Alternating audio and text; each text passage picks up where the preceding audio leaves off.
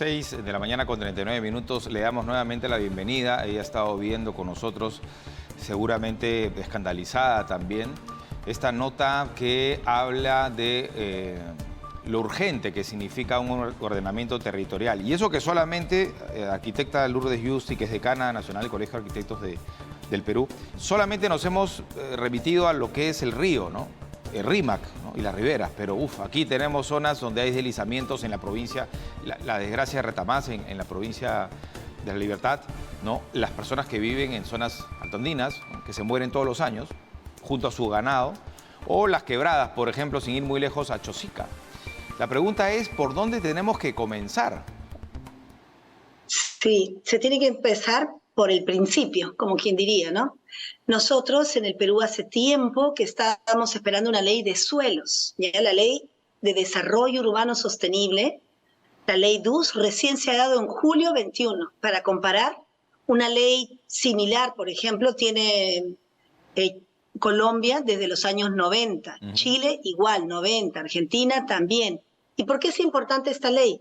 Porque cada vez que se quería hacer algún tipo de gestión, de bonos, etcétera, no teníamos una normativa legal sólida. Claro. 7.600.000 personas en el Perú viven en barrios urbanos marginales, de los cuales 74% está en zona de vulnerabilidad.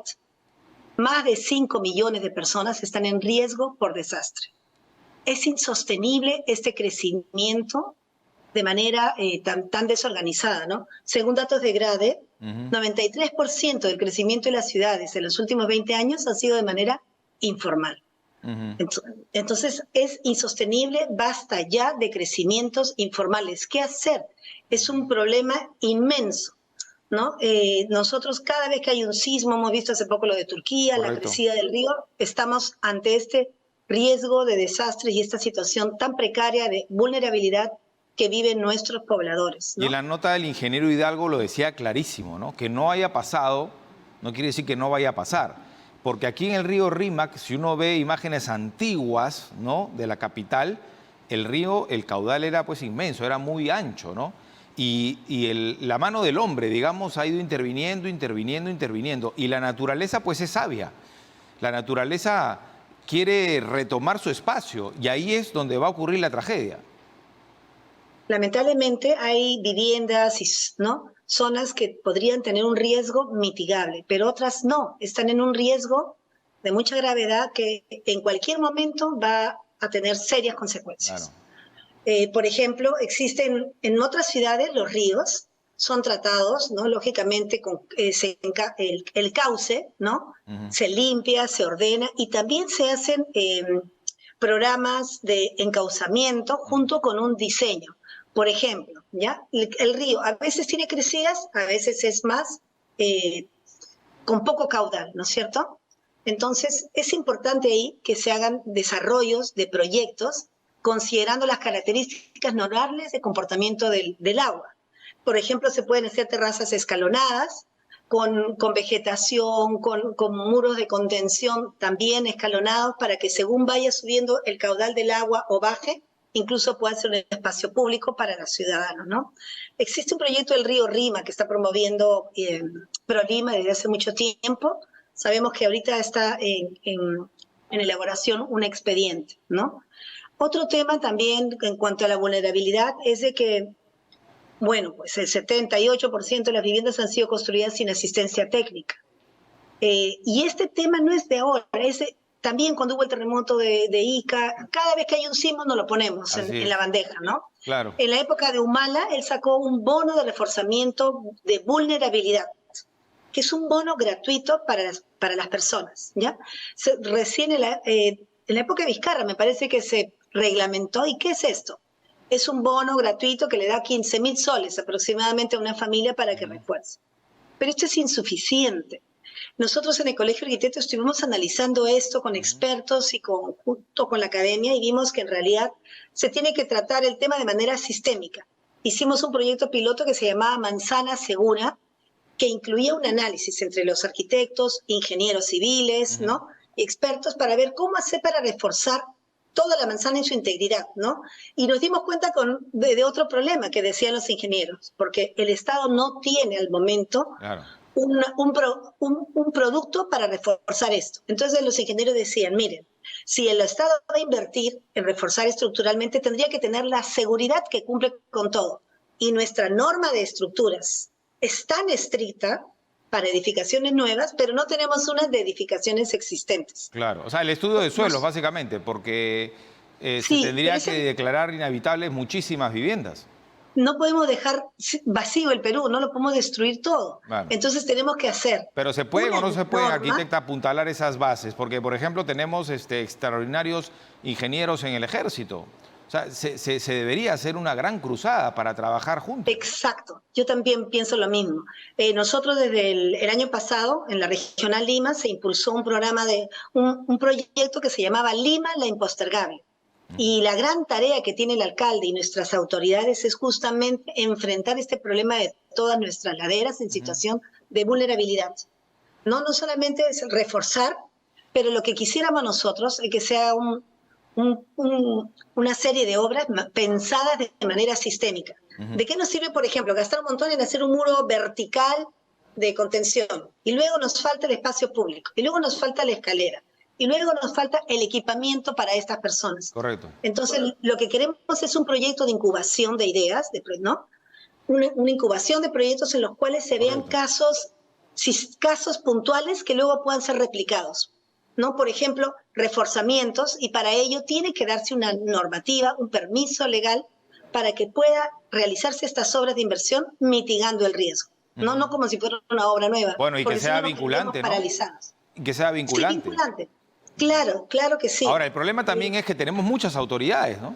O sea, es decir, a lo largo del río Rímac hay muchos alcaldes y algunos, cuando hacen la tarea, la hacen a último momento. Estamos esperando la temporada de lluvias para recién descolmatar, limpiar.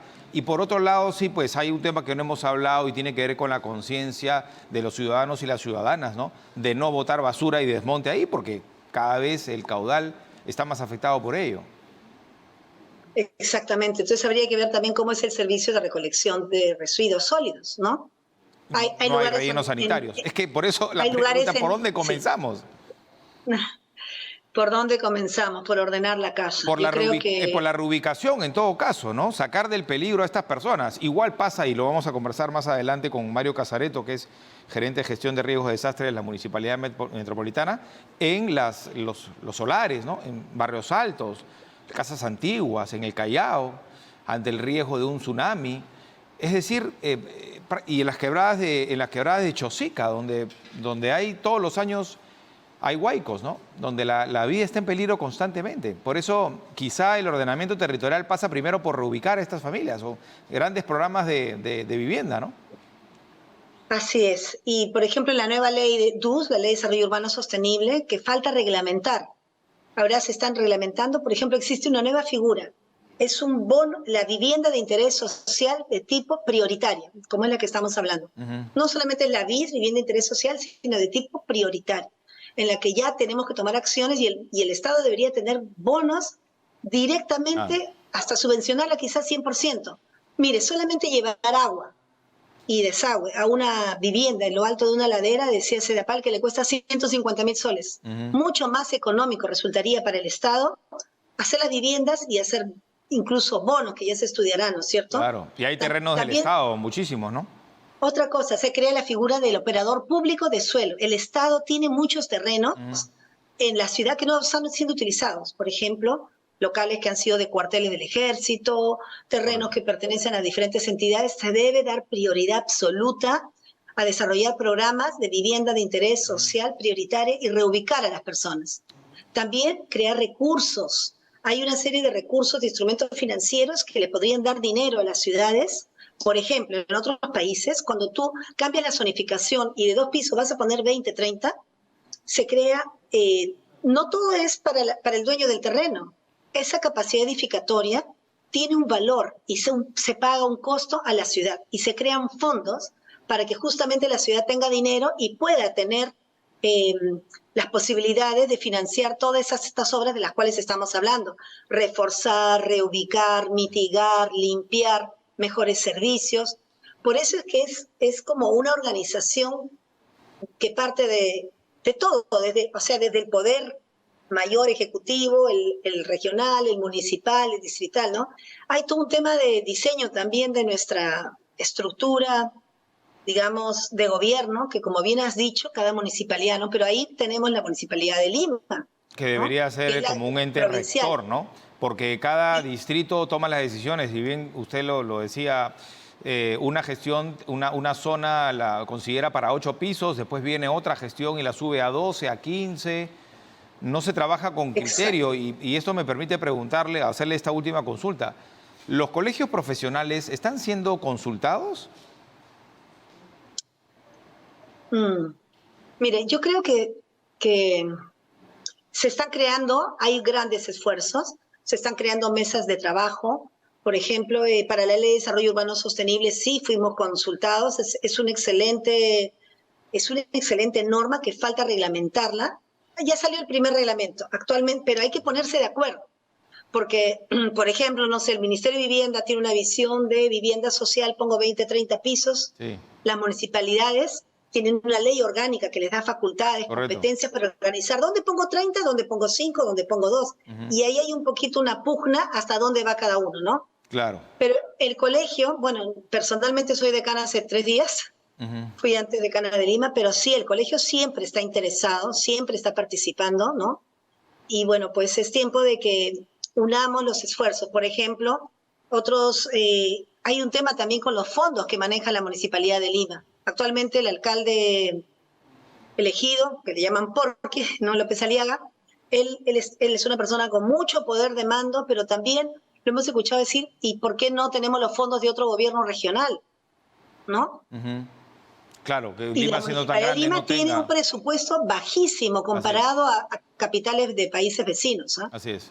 Pero tenemos nuevamente, ¿no?, la acción cívica del ejército, que es, tranquilamente, si se va a destinar un presupuesto, que sea pues al ejército, ¿no? Bueno, yo creo que sí, el ejército siempre va a estar para ayudar. Ayer vimos en un programa de televisión justamente cómo se hablaba en el caso de Ica, de un huaico también muy fuerte que hubo y vinieron los soldados del ejército en la época del ministro Nieto, cuando él estaba en el cargo de defensa, y se logró hacer un trabajo en tiempo récord, ¿no? Yo creo que hay que aprender de las lecciones aprendidas, Sí, ¿no? y no dejar, y ya termino con esta idea, ¿no?, arquitecta, en lo mediático, ¿no? Porque muchos dirán, ahora tocan el tema porque acaba de llover ayer por los huaicos o por el terremoto de Turquía. No, acá de hace muchos años decimos ordenamiento territorial ya, pero no nos escuchan, pues lamentablemente también se cambian de autoridades a cada rato y no hay un plan a largo plazo, ¿no? No hay. Hay mucha demagogia. Terminar una cosita, perdón, Nicolás, ¿me permites? El año pasado se acaba de aprobar el Plan Lima MED 2040. Así es. Y en esta ley, justamente, que se tiene que reglamentar, dice que es de cumplimiento obligatorio por los alcaldes y autoridades el cumplimiento de los planes de desarrollo, planes de ordenamiento territorial, que ahora sí tienen incorporado la gestión de riesgos. Y si no, están expuestos a denuncia penal. Que no se aplica. Pero bueno, es que recién se está haciendo. Antes los alcaldes han utilizado esto justamente para conseguir votos. Regalaban terrenos en zonas de riesgo áridas y das tu voto para mí. La demagogia. Eso y los traficantes de terreno. Hay mucha mezcla de corrupción, de reelección, etc. Enfoquémonos en la seguridad de nuestros pobladores. Gracias, arquitecta. Nos quedamos con esa reflexión. Muy amable. La arquitecta Lourdes Yusti, decana nacional del Colegio de Arquitectos del Perú.